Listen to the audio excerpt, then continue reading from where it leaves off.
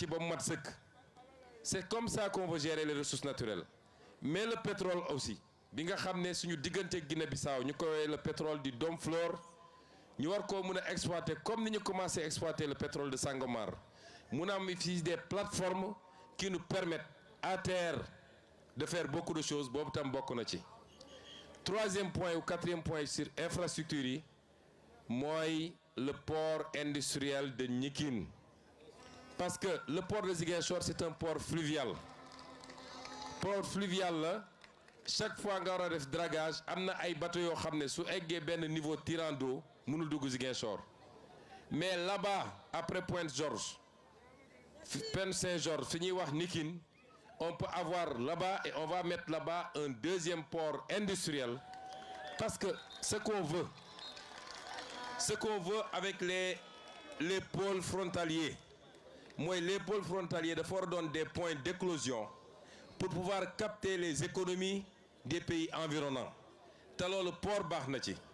Le cinquième point d'infrastructure mooy le chemin de fer à partir de Tambacounda bu ñu war a andi jusqu'à Ziguinchor jusqu'à Nikin pour mun a alimenter également le transport des fruits, le transport de tout ce qu'on produit dans la zone.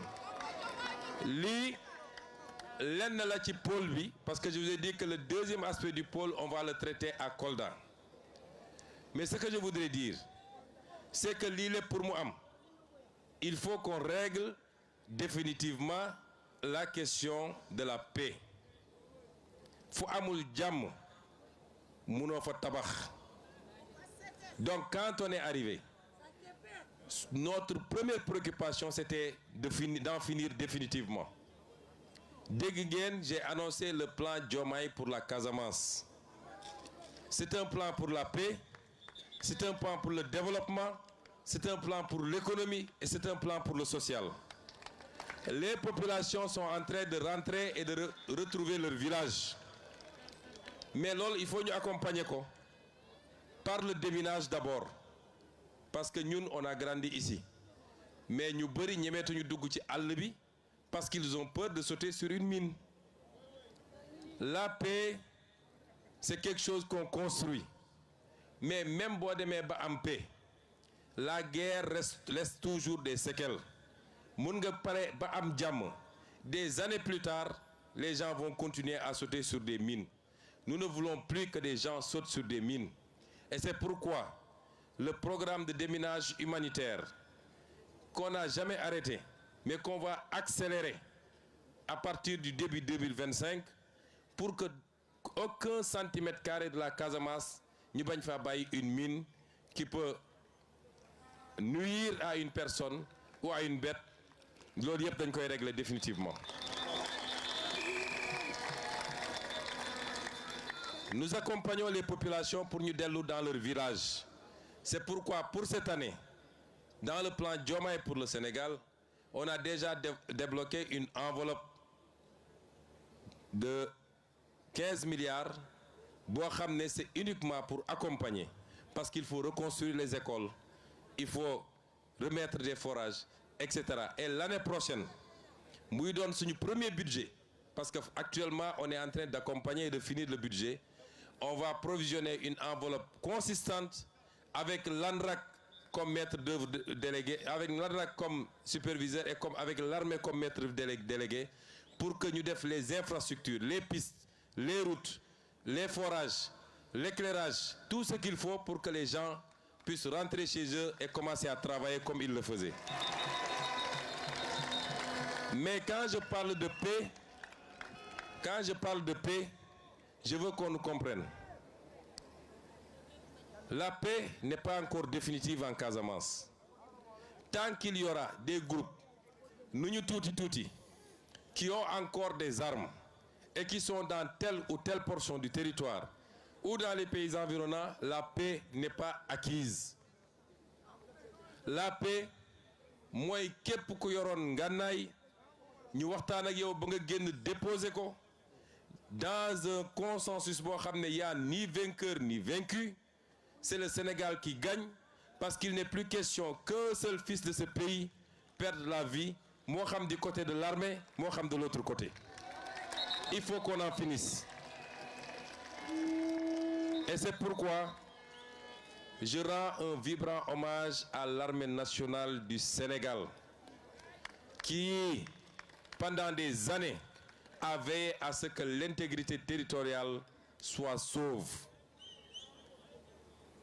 Armée boobu soxlaatuñu ko pour ñu jàkkaarloo entre Sénégalais. Nous avons d'autres priorités en matière de sécurité. Xam ngeen insécurité bu am dans toute la sous-région. Aujourd'hui, la priorité, c'est l'est du Sénégal. C'est la Falémé, pour que nit yu nekk ci yeneen côté bañ a mun a traverser avec des armes pour venir faire du terrorisme au Sénégal. C'est là où on a besoin de notre armée. Et c'est pourquoi li ma waxoon en 2019 lors de notre meeting de Bignona, j'avais dit si je suis élu, man maay dem fekki ñi ne ci biir àll bi, parce que c'est mes papas, c'est mes neveux, c'est mes cousins, c'est mes frères, man maa leen dem fekki jàpp seen loxo génne leen. Nous sommes en train de travailler à ça avec le président Diomaye. Dafa am loo xam ne boo koy liggéey doo ko wax ci kaw, mais on y travaille et la réceptivité est parfaite des deux côtés. Inch'Allah, nous y arriverons pour que cette affaire ne soit qu'un souvenir, tout douloureux soit-il, mais ñu fàtte ko suul ko jublu ci defar Casamance. Mais je voudrais mettre en garde également, parce qu'il y a des apprentis politiciens yu jàpp ni ci problème mu Casamance bi la ñu war a defee seen politique. Je veux les mettre en garde.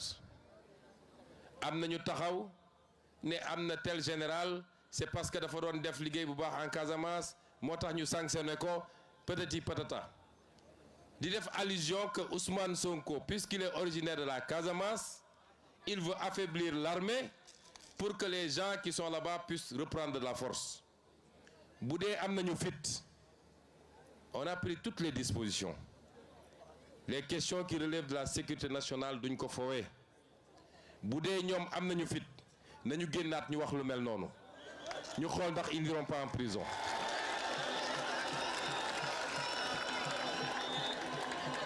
Fii kenn sanctionné wu fi un général wala un militaire parce qu'il combattait la rébellion.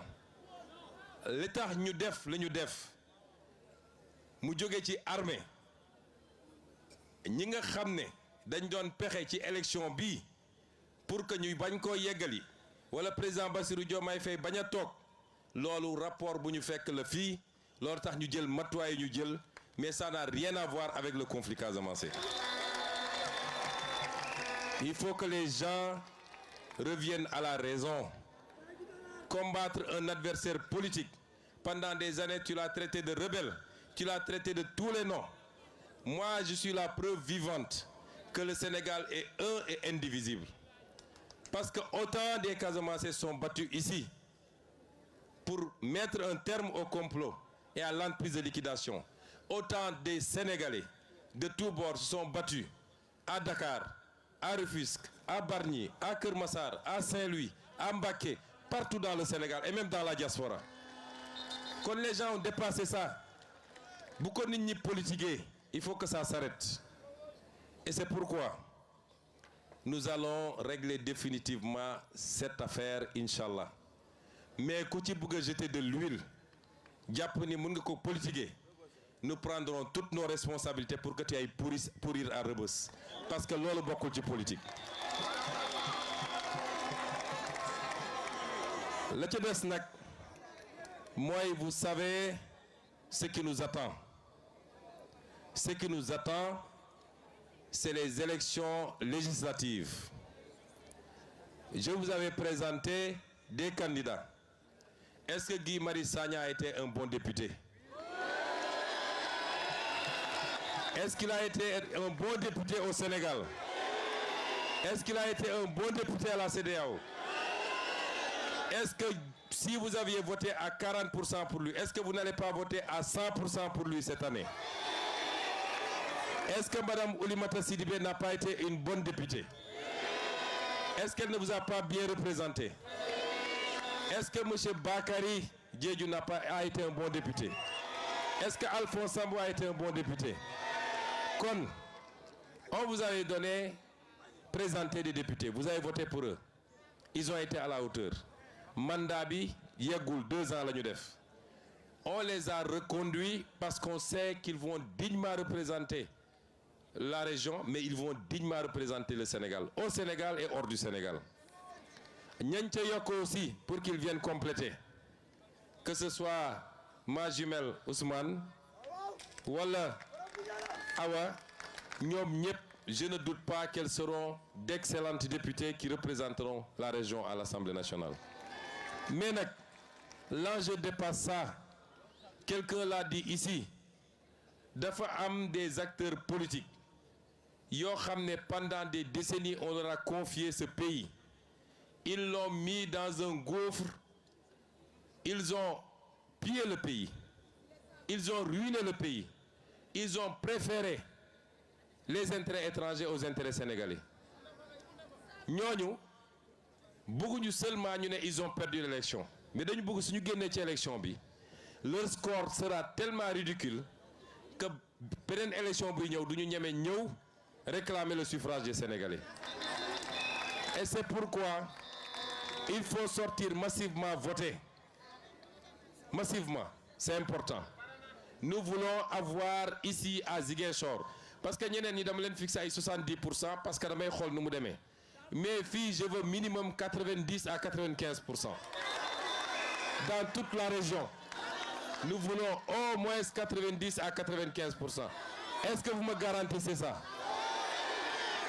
Kon lii mooy enjeu élection bi, et suñ ko defee on aura donné au président Diomaye les moyens de gouverner.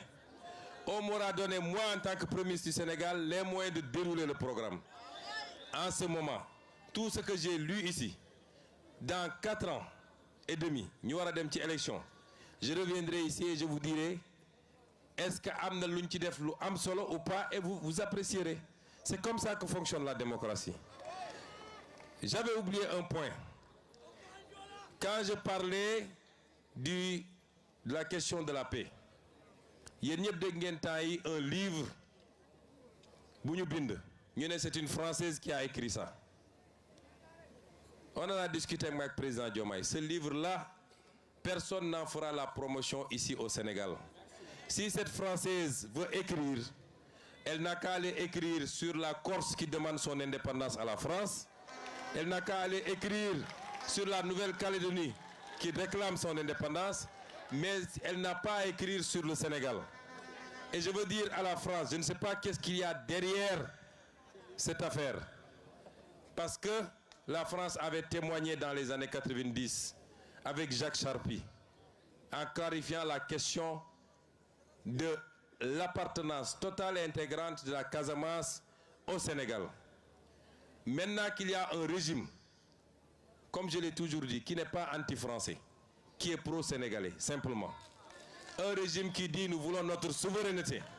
Nous n'accepterons plus d'être des valets de qui que ce soit. On nous sort un livre, et puisqu'il ne peut pas revenir sur leur témoignage, il ne peut plus parler d'indépendance, il glisse sur la notion d'autonomie. On ne veut pas d'autonomie. C'est pas ça la question. Nous sommes un État unitaire, du nord au sud, de l'est à l'ouest. Les mêmes réalités vont s'appliquer sur chaque portion du territoire national. Et ce livre-là ne sera pas autorisé au Sénégal, ne sera pas commercialisé au Sénégal, parce que nous n'avons des gens de Djogé avec un projet de déstabilisation pour venir nous parler de ce qui nous concerne, nous, Sénégalais. Si la France veut donner des archives, elle n'a qu'à nous donner les archives de ces exécutions sommaires au Sénégal pendant la colonisation, des guerres qu'elle a menées ici, des tortures qu'elle a menées, des travaux forcés. C'est ça qu'on attend de la France. Qu'elle nous donne les archives de Thiaroye 44, mais soxlawuñu des archives sur une prétendue autonomie de la Casamance. Donc, ñu ngi leen di gërëm yéen ñëpp. Guddi na, ça a été très long, mais je peux vous dire une chose. Ce pays va changer, et il va changer radicalement. Nous allons bâtir un nouveau pays. Nous allons bâtir de nouveaux fondamentaux. Nous allons bâtir notre développement. Nous allons renforcer notre unité nationale. Et nous le ferons avec chacun et chacune des Sénégalais. Je vous remercie. Assalamu alaikum.